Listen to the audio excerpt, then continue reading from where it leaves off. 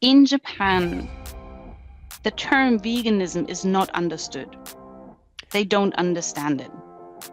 They think maybe it has something to do with religion or anything weird which people do. A little bit like a cult, maybe.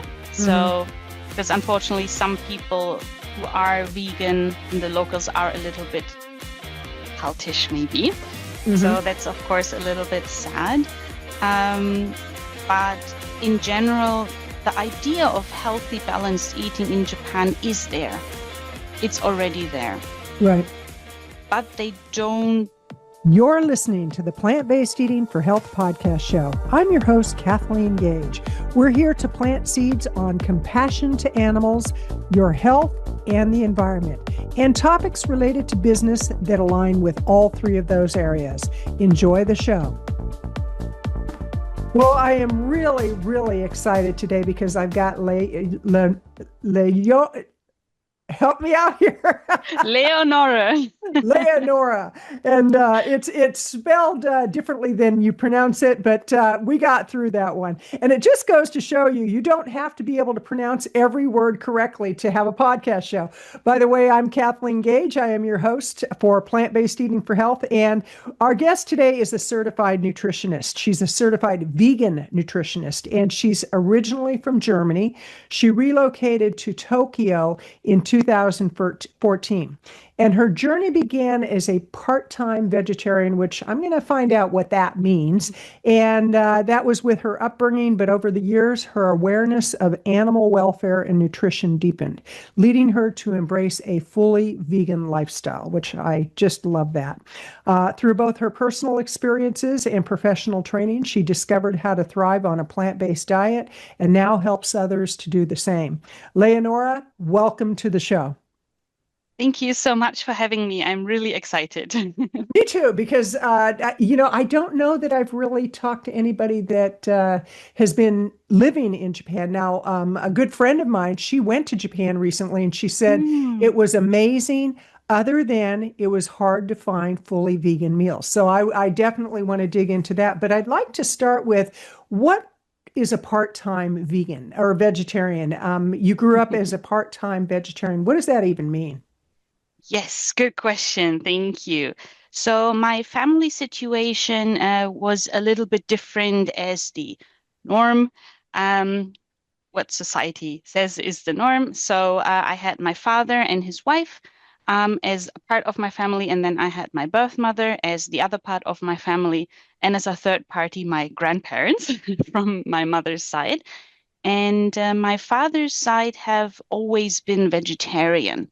So I like to say the OG vegetarians from the 80s. So that's why I grew up part-time vegetarian, because when I was with them, I always had vegetarian food. And my sister, who grew up with my father's side of the family, is actually raised vegetarian. So she was full-time vegetarian from birth. Now, what made you go from being a part-time vegetarian to a full-time vegan? What was that journey there? Yes, so actually, it's kind of thanks to my sister. She's 8 years younger than me, and she really understood very early, like when she was 12 or 13, what the dairy industry, what it means Mm-hmm. to consume dairy. So she stopped and said, no, I don't want to do that anymore, because dairy, cow's milk, is for baby cows, not for humans. And my father's side of the family, they said, okay, then let's go vegan. And all of them went vegan. I was around 20 at that time, and I felt, yeah, I mean, I don't need meat to survive. I have seen that. But I was still stuck in this, I need my cheese.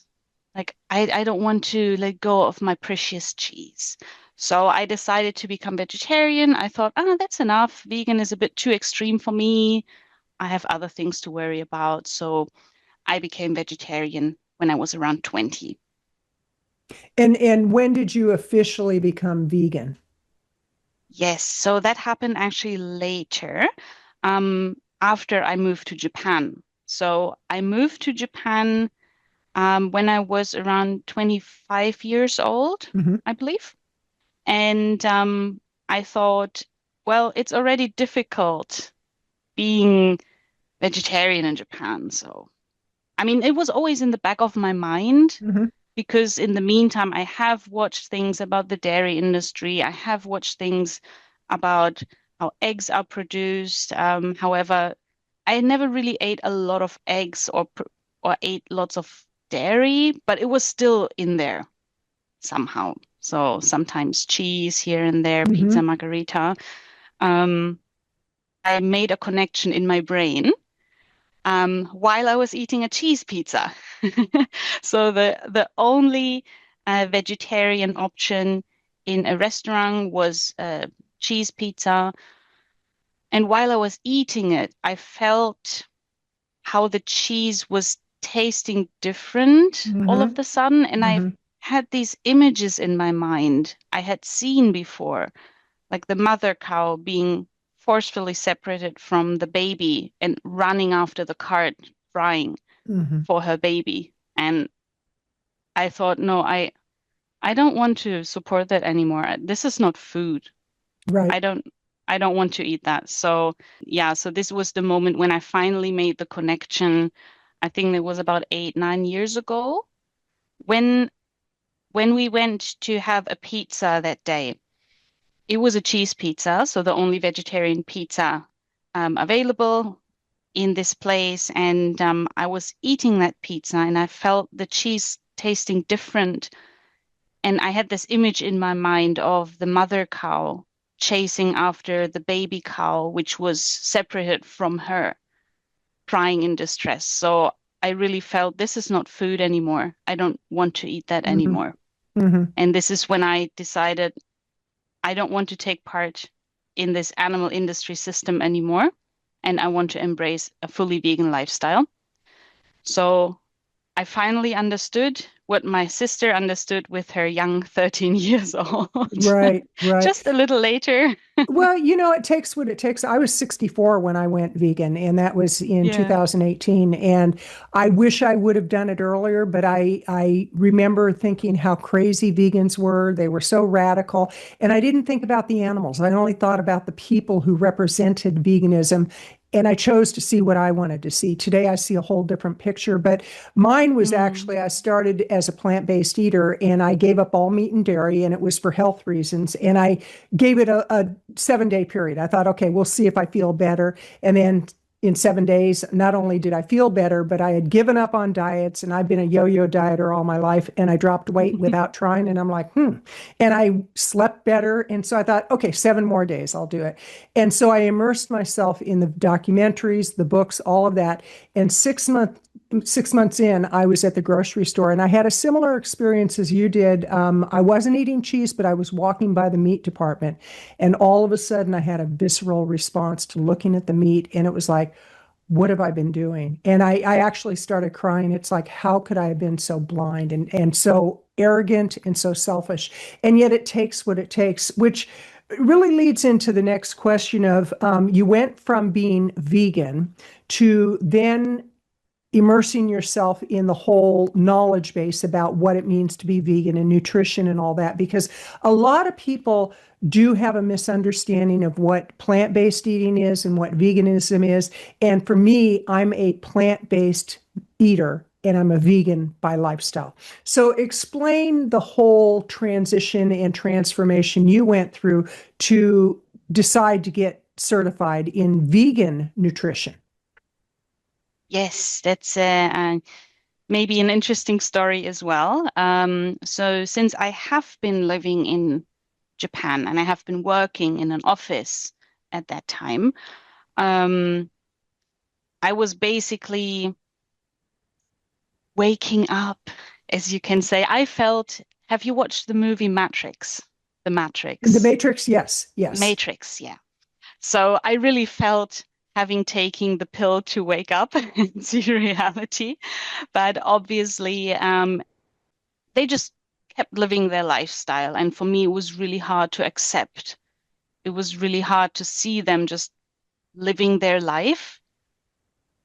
And I was like, hello, do you Mhm. know what's going on with these? And do you know who you are eating every day, multiple times a day? So that was quite hard for me, to be honest. And I had a couple of months, I would say, dystopia, which is the depression of vegans who live in this non-vegan reality. Right. And my manager at that time, she was pushing me a lot with nutrition related questions. So, of course, for me, um, I understood the reality of the animal industry, but people in the office where I worked at that time, they did not. They just kept living their life. And it was very hard for me to really like go back being a member of society with the knowledge I gained through the vegan lifestyle. And it was really my manager who pushed me with the nutrients. So she started asking, after asking where do I get my protein from, she kept asking about where do you get certain fats from and things like that. And I knew it was possible to be a healthy vegan, but I did not know any answers Hmm. which were satisfying to these questions. And I have to say, I was a pudding vegan. I don't know if you know A pudding the vegan. I've a never heard pudding that vegan. term. What, you ate pudding all the time? So basically, a pudding vegan is a vegan who is a vegan for the animals and doesn't care about nutrition. So maybe they Ah, haven't eaten really healthy before, and then they just continue eating the same style, but in vegan. Because living a vegan lifestyle doesn't equal healthy, right? absolutely. So I mean, I was a pudding vegan just because I did not know better. And I had the fries, I had whatever I could get and didn't think about Right. balance or anything because I did not know. I have to say, I've never heard that term, but I'm really glad you brought that up because at one point, I became a pudding vegan. I love that term. And when I first started, I was plant-based and I was on the straight and narrow. It was like I didn't deviate at all. And I dropped a whole bunch of weight and I was actually losing too much weight. And it's like, oh, that's not good. But then when I started identifying as vegan, I started playing around with some of the vegan junk food. And then I went through a period where my mother-in-law passed away and there were some really traumatic things that were happening in life. And so I was stuffing with food. And I found that I was in the same behavior I had been pre plant-based. And then one day it was like, what am I doing? I'm getting older. And I would go to the grocery store and I would see people my age and think, oh, look at what they're eating. And then I'm thinking, who am I to judge? Look what I'm eating. And so the pudding vegan, I love that. So what did it take for you to get certified? Because I absolutely adore that phrase because I think far too many vegans think that it's only about them protecting the animals. But if we're not healthy, we can't do the work for the animals. I mean, I could get on a soapbox about that. So talk to us about, the whole process of getting your certification in vegan nutrition and how you actually help people to understand it's not just about the animals, it's about you as an animal too. Yes, good question. And I completely agree. Um, because I felt really unsatisfied myself when I couldn't answer the questions my manager asked me. So I was thinking, okay, what can I do about this? I also felt anyway, just living a vegan lifestyle is not enough for me, Hmm. but I'm not really the kind of person who goes outside on the street and does street activism and outreach. I tried it, but I'm not really confrontational, so it's very difficult for me. So I was looking for another way. How can I add value to people and help people understand that vegans can be healthy too? Hmm. So I kind of found certain like nutritionist certifications, and I was, yeah, maybe coaching is something I could do, and then combine it with vegan nutrition. That would actually be great. Um, I worked as a recruiter at that time, and basically coaching and talking to pe people was all I did. So I Hmm. thought, hey, that's one of my strengths. I like talking to people. I like supporting people. So I was a recruiter at that time. So all I did for work was basically talking to people and coaching people about work, right? How to work in Japan. So I was looking up certain things in the internet and found nutrition certificates, and I thought, that might be good. So I specifically looked for vegan nutritionist certifications. And I found this German vegan university, which luckily for me is an online university, Hmm. called Ecodemy. And they offer a specific vegan nutritionist certification. So I thought, that might be good. And especially learning it in my mother tongue Hmm. is probably helpful. So I can really understand. And because it was an online university, I was able to self-study at home and just do online webinars and online tests. Hmm. So that's when I started to study, and it was more difficult than I thought it would be, to be honest. I really thought they just give me, yeah, for protein, you just eat these nuts and these beans, but they started all the way on how do our body chemicals work? How does everything work in our body? And I was like, oh wow, yeah, that's a lot to learn, but it was very, very interesting. And I thought this is a good tool I can use, obviously, to then help and educate people here in Japan as well.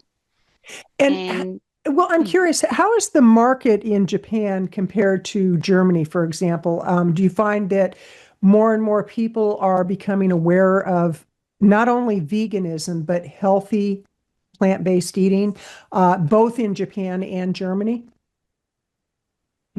so in Germany, I think the term vegan and the understanding of veganism became more mainstream within the last couple of years. Hmm. So when you go into a supermarket, you see the vegan label everywhere. It's very easy to just live a vegan lifestyle. Hmm. Um, in Japan, the term veganism is not understood. They don't understand it. They think maybe it has something to do with religion or anything weird, which Hmm. people do, a little bit like a cult, maybe. Hmm. Hmm. So, because unfortunately, some people who are vegan and the locals are a little bit cultish, maybe. So Hmm. that's, of course, a little bit sad. Um, but in general, the idea of healthy, balanced eating in Japan is there. It's already there. Right. But they don't make the switch to only plant-based eating. Hmm. For them, eh, the way they learn about nutrition is very old school. They learn for protein, you eat meat. For iron, you eat red meat. For calcium, you drink cow's milk. And fish for omega. That's it. That's everyone learns that, even the doctors. So it's a bit rigid, I would say. So it takes a little bit of time to break this Right, form, I right. would Well, say. and Yeah. it's interesting because in the United States, our doctors get very little nutrition training. Some doctors have said maybe an hour the entire time they're in pre-med.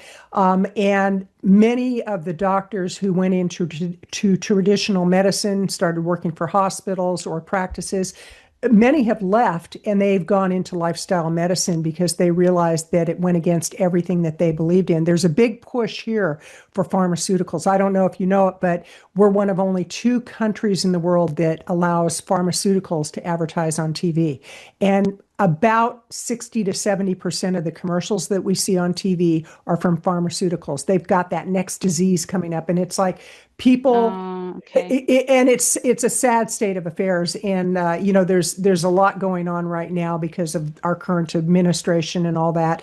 That we're supposedly going to make America healthy again, and yet what the initiatives they're passing are so minimal compared to what the real problem is, which is the very core of what we consume. Now, with the people that you work with, who is your ideal client as you're doing your coaching and your nutritional training with clients? Yes. So the ideal client is someone who might be open to more plant-based eating. Hmm. Of course, I'm happy to coach vegans, right? I mean, my goal is to help vegans or someone who's already trying to figure out, especially when they come to Japan, like how can I be vegan here? Right? So I'm happy to do that because I want them to be healthy. But of course, ideally, I want to help non-vegans to take the leap into Right. a bit more plant-based eating. And I had people coming to me saying, "Oh, yeah, my cholesterol is so high. I don't know what to do because I Hmm. do a lot of sports, but for some reason," and I'm like, "What are you eating? Right, right. What Did are you you have eating?" that big steak with a dozen eggs? Yeah, exactly. So there are people like that as well. Um, so basically, I say anyone is welcome. Hmm. I'm happy to meet with anyone who is open to have more plants on their plate. I'm not saying you need to be vegan right the second, but of course, please be open to my suggestions, and I will not suggest you to consume any animal products. So I need people who are open to that approach. Okay, okay. And I want to remind people that you're listening to the Plant-Based Eating for Health podcast show. I'm your host, Kathleen Gage, and I'm talking with Leonora, who is a vegan nutritionist, which is kind of rare that you have a vegan nutritionist. I love that. And Leonora, how can people find you? What's the best web address for people to go to? Yes, so I'm most active on Instagram. Okay. My handle is Itadaki Healthy. Just want to quickly explain about Itadaki Healthy because it's a funny word play. Um, you might have heard people in Japan saying itadakimasu before eating. It's kind of like being thankful for the food. Ah, okay. Itadakimasu. And I wanted to make a fun word play. So I took the itadaki part and combined it with healthy. So itadaki healthy. Okay, and we'll make sure to put that in the show notes so people can easily find you. And let's take a step back into the vegan processed foods because one of the complaints, okay, there's two things, actually there's many things that people use as resistance. One is, well, I'm not going to get enough protein, and it's like, yeah, you'll get enough protein, trust me. Another is, I'm not giving up my cheese, and I was the same way. It's like, oh, I can't give up cheese. But then when you think about how that cheese ends up on your fork or your plate, it becomes a little bit easier. But the other one is it's so expensive to eat vegan.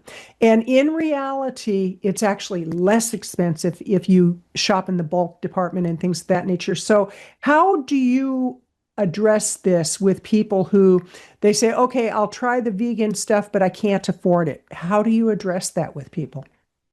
That's a good point. Actually, in Japan, there is not much fake meat or vegan meat available anyway, right? So it's actually, you have to go back to the basics in Japan.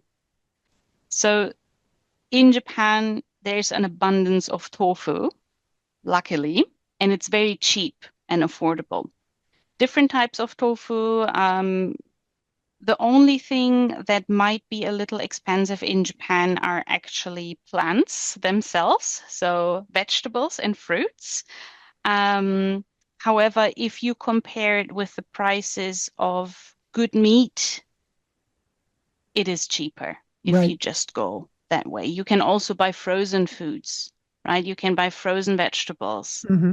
It's also good. I'm a person who likes to save money. I like to go traveling, right? And maybe shop secondhand. But I also don't want to spend too much money on food. But it is definitely possible. I've been managing a cheap lifestyle, a cheap plant-based lifestyle in Japan. You just need to know where to go. And this is basically my other job. I'm informing people on Instagram, like how to shop cheaply, where to go, where to buy things, right? Because it's easy to say, it's expensive. Like, yeah, Right. everything is expensive, but you need to know where to go. There are places where you can buy cheap fruits and cheap Right. vegetables You and know, tofu.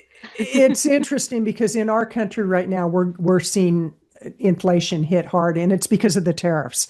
And it's sad because there are people, again, they're misguided to think that it's too expensive to eat healthy, and yet if they plan it right, it's actually a lot more affordable. And like tofu, for example, I used to buy a brand. I still buy the same brand, but it's gone up in the last year from $1.98 for a block, so a pound. It's now $3.48. So that's nearly, gosh, that's like 75% increase, which is, that doesn't sound like a lot when you say, oh, it's $1.50 more, but when you add that to your whole grocery bill, I think what you're doing is so needed. And for people who are listening that say, okay, I'm ready to get started on a plant-based diet, what are some three simple steps that they can take that would really get them on track with eating healthy? So the first thing I would like to ask people, because it's easy to say, I'm eating healthy, right? Start by writing down what you're actually eating. Write a nutrition diary for 1 week. Write down like what are you eating? How much are you eating? And how do you feel after eating, or do you feel hungry still? And then you have something to see, oh, I'm eating more XY than I thought I eat. For example, snacks or Hmm. whatever. So this is usually a step I think anyone can do. And then think about your goal. What do you actually want to get out? Do you want to be more healthy? Do you want to lose weight? Is it for the animals? It depends on what your goal is. And then think about, okay, what are the next steps?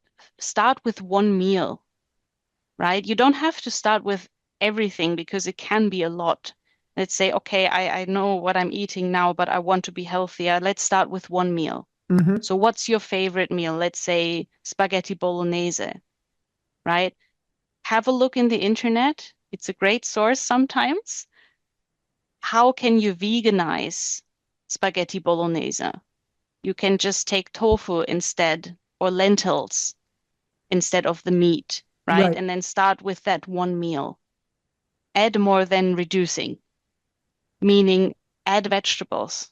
Just add minimum of 5 different vegetables to each dish you're eating and see how you feel after that. I don't know I if there are 3 steps, but No, that's actually great. And I really like the idea of keeping a journal, a food journal for a week, because most people, myself included, until we start writing it down, we have no idea what we're putting in our mouth. And I'm actually going through a program right now. It's called the 75 Hard, and it has nothing to do with veganism. It's a mindset program, but you have to exercise twice a day, 45 minutes. Once has to be outside, no exception. You have to drink a gallon of wow. water. You pick the diet you want to be on, and no matter what, you stick to that diet. And he says, I don't care what diet you're on. The guy doesn't charge for it. He just, he's got a very successful company. And he said, I'm just tired of seeing people get so sick and die from diseases that are preventable.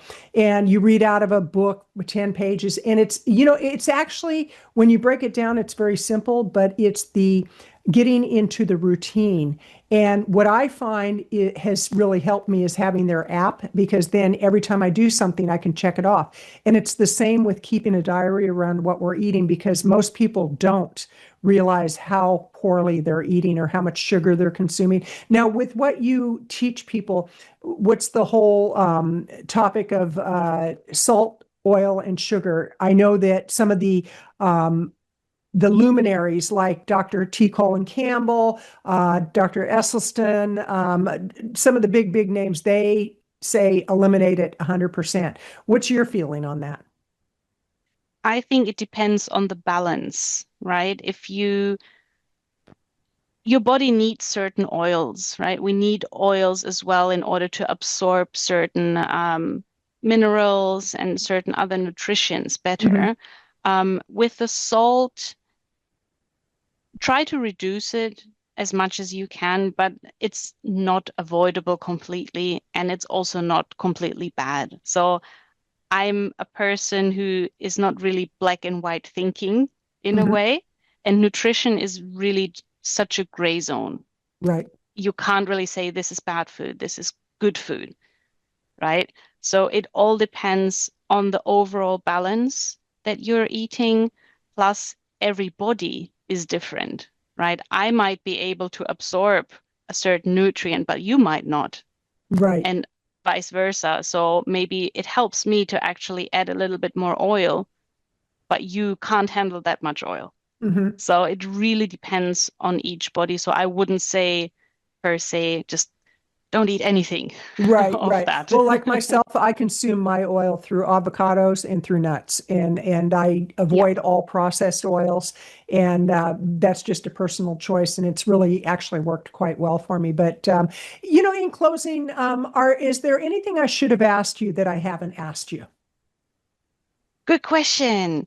So, one thing I would like people to keep in mind when they're traveling to Japan as vegans or on a plant-based diet, veganism or plant-based eating in Japan is not straightforward.